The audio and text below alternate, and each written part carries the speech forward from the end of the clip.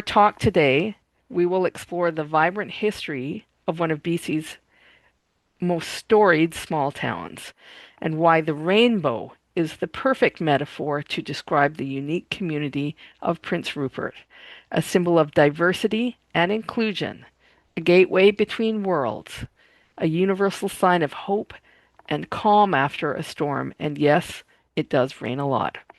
From its original Ts'mysen inhabitants to the first European explorers and fur traders, the building of dozens of salmon canneries to the construction of the transcontinental railway, the global upheaval of two world wars to decades of industrial boom and bust, Kaien Island and Prince Rupert has always been a rich multicultural trading hub that has weathered countless storms. Please join me in welcoming Blair Mirau. Thank you, Blair. Wow, well, thank you very much, Lara. I think I need to hire you as a personal hype man. That biography was way more generous than I would be. So I really appreciate that. Thank you, obviously, to the Friends of BC Archives for organizing. Thanks everyone for being here today. Um, I didn't ex of some of I knew I would recognize some of the names on the call, but I want to highlight three in particular. I see former city manager Bob Long on the call. He's actually credited as helping me with this idea when it was still in formation. And actually, Robin Fisher and Frank Leonard, who are both cited in here, must be dozens of times in some of their previous work. So I'm really excited to see some familiar names. I think for the purposes of this talk. Lara's already kind of covered, I think, what I would consider the three most relevant things in my biography to how this book even came to be. First and foremost, being born and raised in Prince Rupert, this being my hometown, and it is a bit of a love letter to my community. I've also, as she'd mentioned, I've spent the last 12 years of my career working for a couple of different Indigenous economic development corporations, which has really helped inform a way deeper degree of nuance and an understanding of some of the idiosyncrasies, I would say, of our community.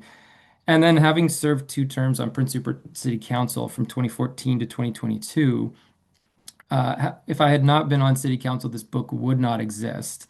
And I was going to preempt, I think, one of the main questions that people normally ask, which is, why did I write this book or where did I start? It actually started in 2019 when the then mayor Lee Brain had convinced everyone that a rebranding of the city was necessary.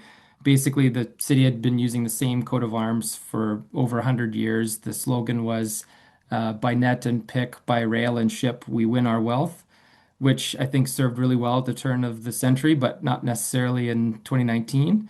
And so, in this rebranding exercise, uh, there was all these ideas thrown around, and it's a lot of generic ideas of, nurtured by nature and nature's playground and all these types of different slogans. And they all just seem to me that you could copy and paste them to any small community on the coast of BC.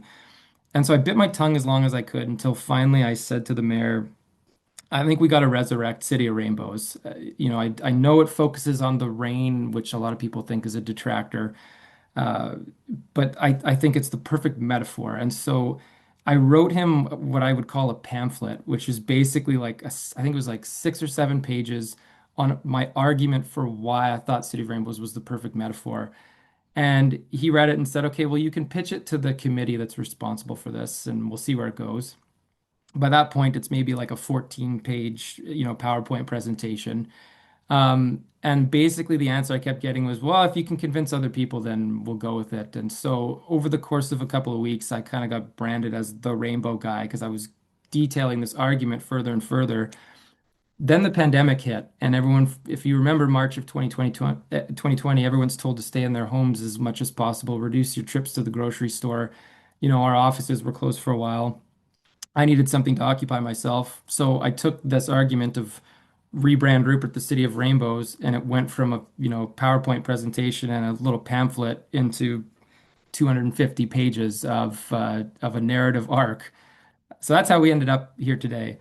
So that experience, really my goal with this book was to answer the question of how did we get here and where are we going? And I think just by way of introduction, my experience with these types of events is that people come not just to listen, but also to engage. And so recognizing that we have about an hour together before the Grey Cup kicks off, I've been asked to do most of the talking, but my plan is to yield back about half the time for a question and answer because I find that that actually gets into a little bit more detail and I think a bit more interest for the sake of the players here. So I'm going to go on the assumption that not everyone has read every single page of my book, although it is available at fine independent bookstores near you. Um, Recognizing the interests of the our hosts, the Friends of BC Archives, I'm going to talk briefly about the book itself, the actual product. I'll read a couple of passages, but then I'm also going to talk about the process as well. And so I want to start with the obvious, which Lara already mentioned. Yes, it does rain a lot in Prince Rupert. That's the obvious reason why we have the nickname City of Rainbows. We actually hold anywhere from, depending on how you measure it, 6 to 10 weather titles, ranging from rainiest city in Canada, cloudiest city, least sunny city in Canada. And it doesn't matter if you measure it by hours of rain or sun, days of day or sun, or the amount of rain. We take the cake on all of them. So the book title itself is so much more beyond the weather. It's a really deliberate metaphor and symbol. So I spent the first 4 pages of the introduction basically giving 7 reasons, one for each color of the rainbow of why I think it's the perfect metaphor. And to just summarize it really, really briefly, uh, I kind of did it one per color. So red is the rain. I've already explained that. O is for openness. Prince Rupert has always welcomed people from elsewhere. Yellow being the color of gold, the kind of cliche of the pot of gold at the end of the rainbow. We're at the end of the road, end of the rail line. Green being gateway. In our case, gateway to Alaska, to Haida Gwaii, Vancouver Island, as well as the Asia Pacific. Blue being beautiful. We're actually the only municipality located within the Great Bear Rainforest. Indigo being international. The genetic makeup of this community, there is no one ethnic group that makes up the majority, which I think is an outlier for rural and remote communities of our size. And then violet basically being vitality, which is, the calm after the storm, that in order to see the rainbow, there has to have been some kind of rain or storm that precedes it. So that vitality is the resilience of the people that live here. And so that's really the core message of what this book is about, that across every era, from pre-European contact all the way up until the pandemic, those are kind of the connective tissues that run through Prince Rupert's history. And while the specific people, the languages, the trade goods, the cultures, all of these stories, they are unique to Prince Rupert, but I actually think the history of the city is really an underlying story of human nature. And so my hope is that anyone who will pick up this book can actually apply some of the lessons of Prince Rupert's history into their own life or into their own hometown.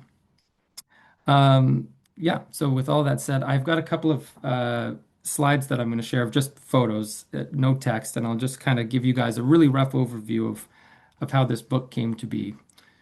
So we'll share the screen. I hope everyone can see the book cover photo. Great. Okay. So one of the most unique things I think about my book compared to other histories of Prince Rupert is that almost every other history starts in about 1906, which is when the first Europeans arrived to survey Kaien Island for the railway. And it's all kind of the so-called pioneer narrative. And what I found was really lacking is every one of these pioneer narratives glossed over 10 plus thousand years of indigenous civilization under this fake category of prehistory. So I actually don't get to the official founding of Prince Rupert as a municipality until I think chapter 6. And I wanted to show you why with one illustration in this photo. So there's so much archaeological and anthropological research that shows that the Prince Rupert Harbor, or what we now know as the Prince Rupert Harbor, was one of the most densely populated areas of the coast before Europeans ever arrived. And there was a thriving trade network that were called the Grease Trails, named after the Ulican fish, or sometimes called the candlefish. And archaeologists have found anything from, goods from Haida Gwaii, copper from Alaska, shells from Vancouver Island. and items that can be traced as far to the interior as Athabasca region in Alberta. The civilization that existed here before Europeans was, I argue, is as advanced, if not more advanced, as far as their governance system is concerned, as the societies of, feudal Japan or medieval Europe. And so the reason I start with this is basically my entire argument in that first chapter is that Prince Rupert's legacy as a trade gateway did not start with the coming of the railway. It actually started with the Smalek-speaking indigenous people. And you can see just the sheer amount, every one of those triangles represents a village site. So if you can see my cursor, I hope, Kaien Island on the right-hand side, and just I've lost track of the number of village sites that are referenced there. Basically, the next four chapters of my book, I'm going to gloss over hundreds of years here, but I want to get to the meat and potatoes. Is basically you have the coming of the fur trade to Fort Ts'mysen, which is about 30 kilometers north of Prince Rupert. Was Fort Simpson, became Port Simpson, now Lac Oulam's, just north of where this map actually stretches to along the coastline. That first fort obviously brings a whole bunch of new international economy as you have, the English through the Hudson's Bay Company, you have the Russians, the Spanish, and the Americans as well, all fighting for sea otter pelts. That first Hudson's Bay Company fort brings the first missionary as well. That first missionary is a man named William Duncan, and he is the one that basically led a schism of converted people into what is Metlakatla Pass, into kind of the heart of where some of these village sites were, obviously right across the harbor from Kaien Island. And then it was actually William Duncan's right-hand man who got fired, a man named Robert Cunningham, who then goes and creates a community of Port Essington at the mouth of the Skeena River, just south of this map, basically to service the interior gold rushes and the emergent salmon canning industry. So I think I can summarize the craziness of this time with one passage. For anyone that cares, it's page 70 of my book. Basically, four generations from first contact between Europeans and the Tsimshian, the North Pacific coast had seen a lot of change. The settlement of Hudson's Bay Company's Fort Simpson proved that intercultural trading relationships based on reciprocity could maintain mutually beneficial advantages, but it also brought violence and disease. The founding of Metlakatla was a living testament to the potential and pitfalls of a hybrid bicultural value system. And Port Essington was the place where an entrepreneurial spirit and tense blend of cultures came together in the new wage-based, boom-bust resource economy. All of these factors were set to be combined with Prince Rupert, so it would seem fitting that the first dock on Prince Rupert's new waterfront was built with piles from Metlakatla, with a pile driver rented from Port Essington. So the reason I start with that is to basically, I hope I can demonstrate that everything that happened before Prince Rupert's official founding actually had influence on its original development. And so what you're about to see was a really busy time in Prince Rupert's founding. Was actually the coming of the railway surveyors and the start of the construction of the railway, so Prince Rupert could become the Asia Pacific gateway.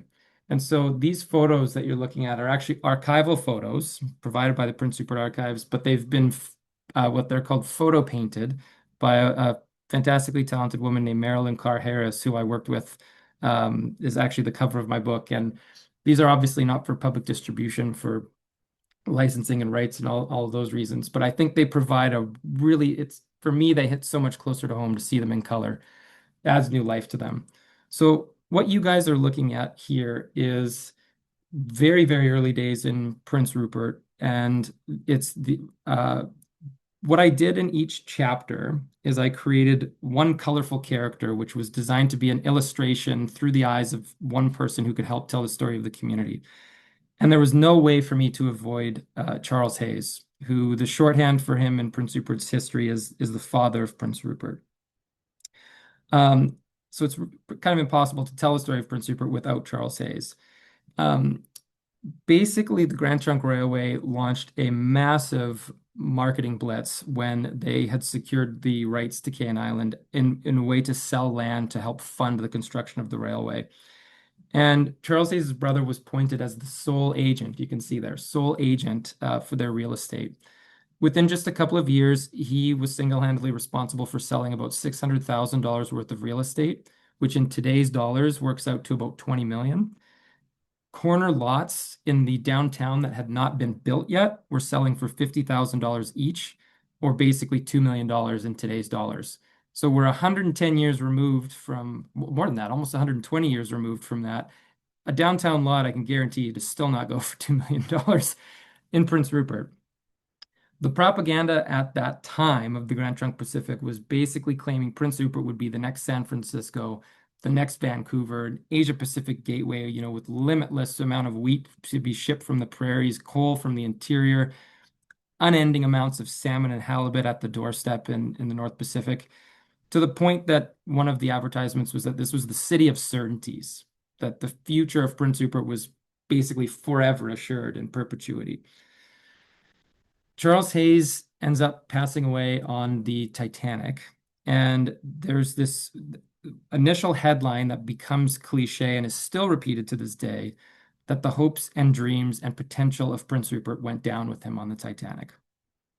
And for a time, that definitely seemed to be true. We stagnated as a community, just less than 3,000 people. A couple of other photos just to show you what it looked like in those early days of trying to build a city out of swamp, muskeg, and rock. Um, this gives you a good sense here. Oh, sorry. Gives you a good sense of just how difficult it was to build boardwalks above the swamp. What changed quite a bit for Prince Rupert, and you can see a big blast. Is actually, the one thing I should say about the city's founding, not only did he appoint his brother to be the sole land agent, he appointed his son-in-law to help design the city of the Breton Hall Plan, which basically did not take into account the topography of Kaien Island. So you can see this is the largest blast of TNT. They decided to put what they needed, a completely flat rail yard, in a place with these massive 30-foot rock bluffs. So the plan superimposed on the topography created a lot of need for TNT. This is taken 2 years after Charles Hayes passed away on the Titanic. It's the arrival of the first train, and you can see there's at that point, like I said, about 3,000 people living in Prince Rupert. You would think at that time, okay, maybe the curse is broken. We're 2 years out from Charles Hayes passing away. The first train has arrived. It's the start of his vision. We can actually build from here.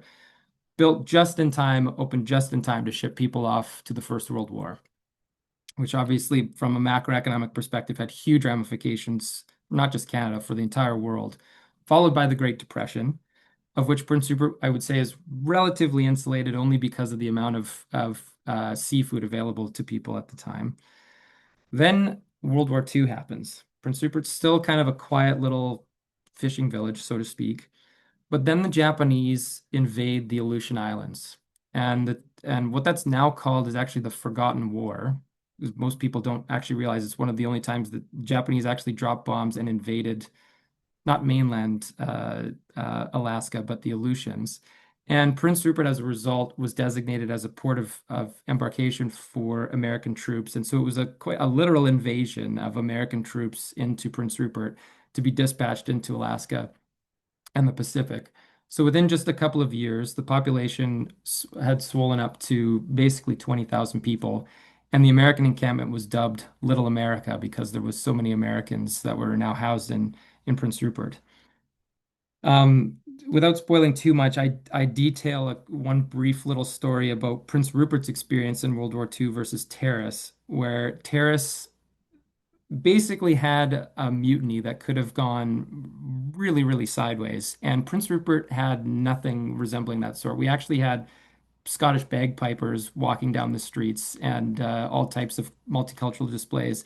And so I kind of juxtapose, I think, the reasons why Prince Rupert was kind of set apart as far as the community is concerned, and being able to welcome so many troops.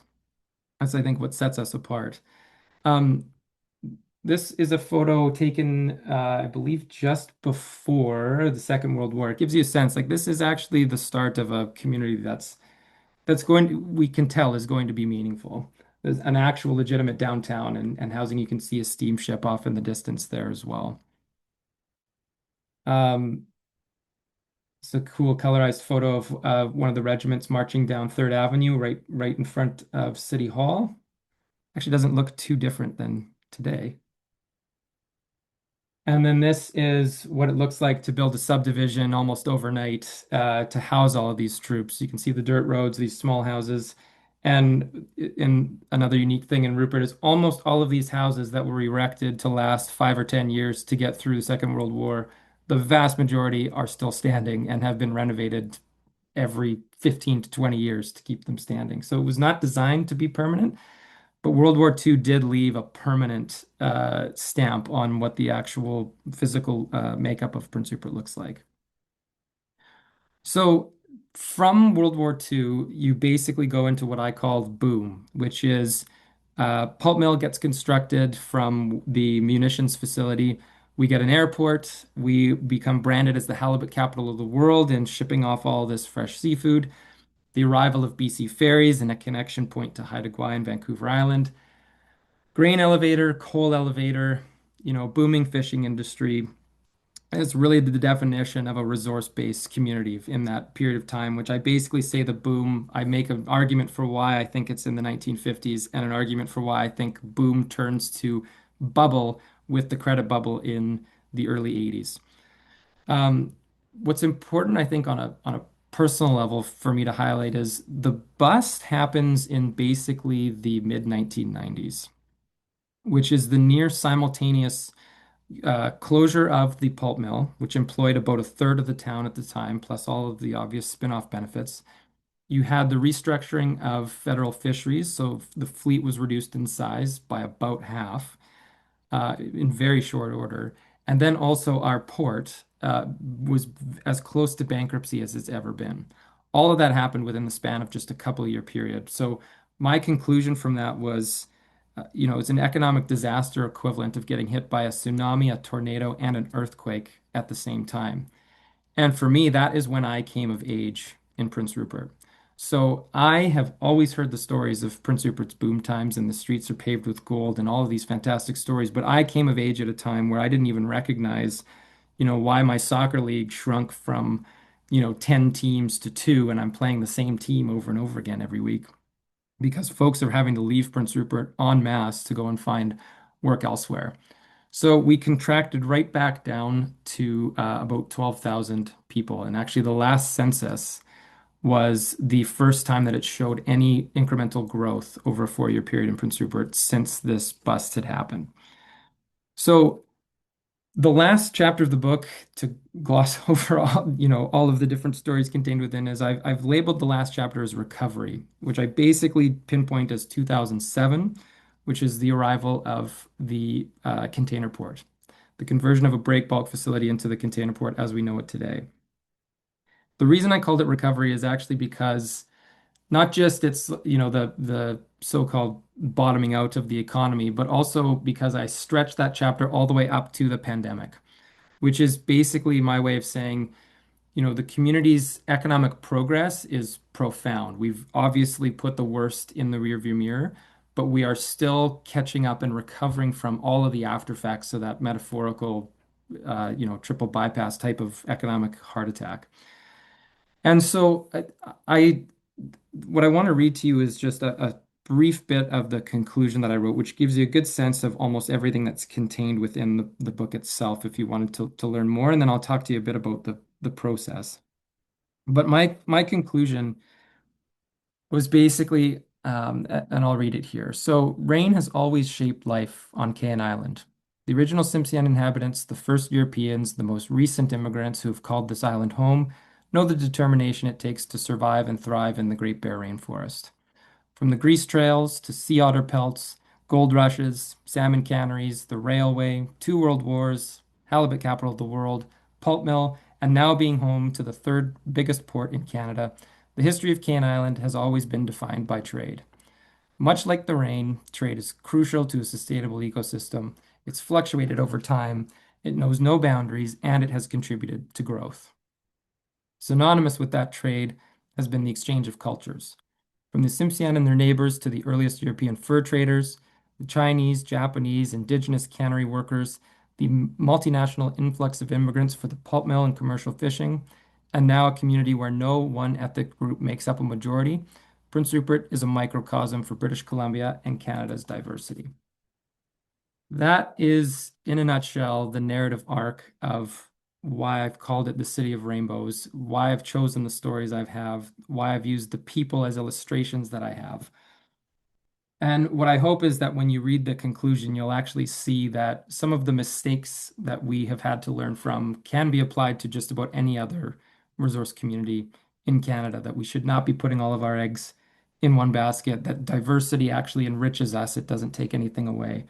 And so with that, I just wanted, this is one other piece. The timing of this all, I left City Council in 2022 voluntarily, um, political retirement at a young age. But the timing of it all had worked that by the time I was leaving, the city did actually adopt the rainbow, not necessarily City of Rainbows as the new official brand for the municipality, but you can see this kind of logo overlaid on modern Prince Rupert.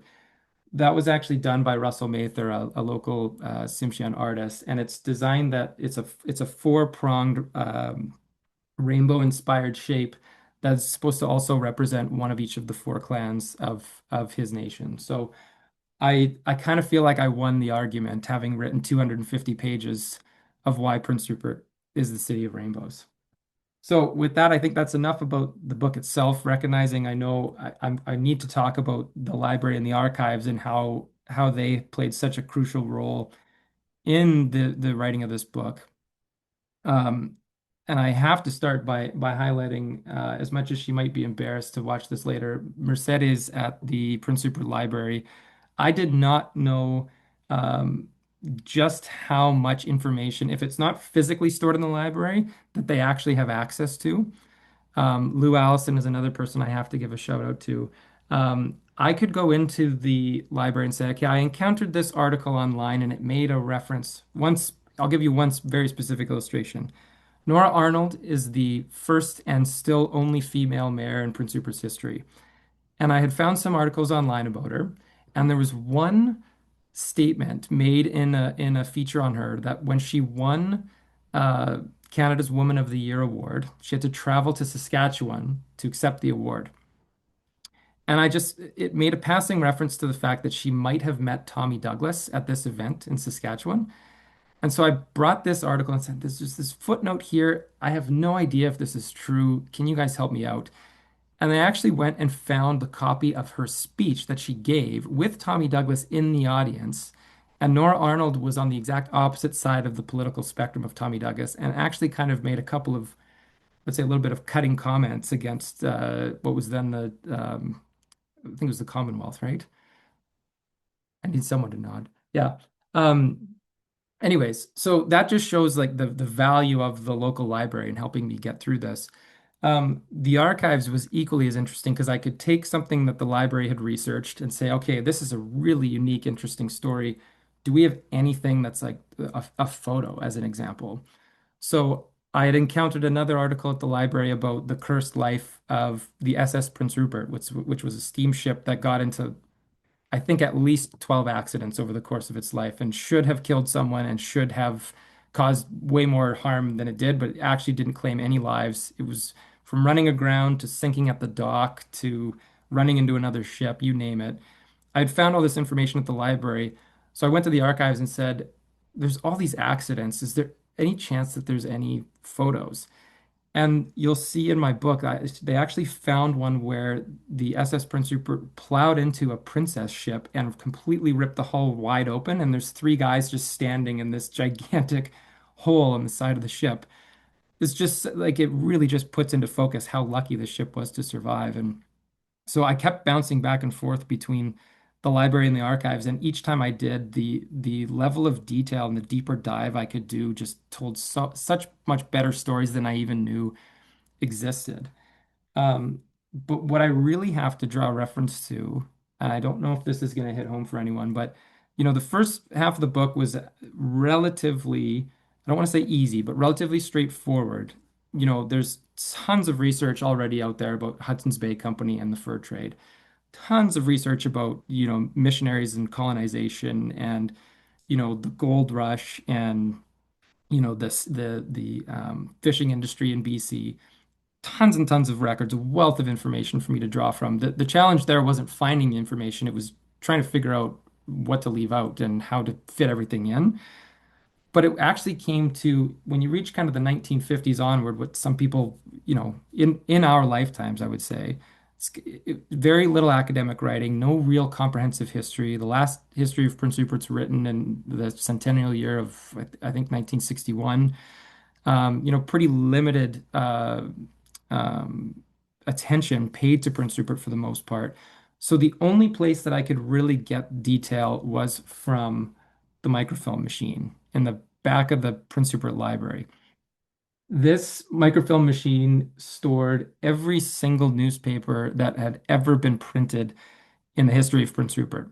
And I made kind of a foolish decision in the pandemic, which, in my mind, in hindsight, is the reason that this book has as much information as it does, but is also the reason that I had to sneak away to the library even after the birth of my first child. Was I made a commitment to myself to read the front page of every single newspaper that has ever been written on Kaien Island, because my thought process was if it was important enough to make the front page at whatever time in history, it might be important enough to include in the book. And obviously, that doesn't prove true.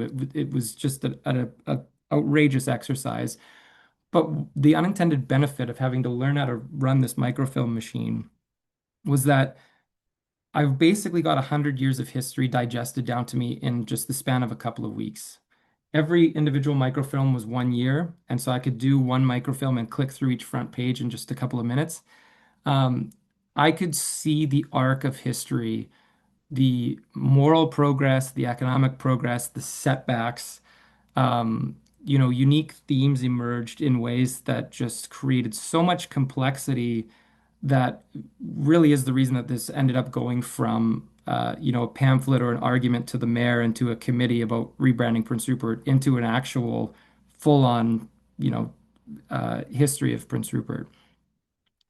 And so the arc was not straightforward. There was a bunch of zigzagging, there was stalls, rush forwards, snapbacks. It was pretty clear to me from that experience that history obviously is not a straight line. It's just, to be a little cheesy for a second, it's like a rising and falling tide, and it fluctuates. And so seeing 100 years of Prince Rupert's kind of human nature condensed in just a few weeks, it actually fundamentally changed how I see my own city. So I'm eternally grateful to the library, the Archival Society, and this microfilm machine for helping me paint a narrative that I didn't know was possible when I started this project. So with that said, I've spoken enough. I appreciate you guys' time and your patience. I'm going to turn it back over to you guys for any questions, and we can get the conversation started from there.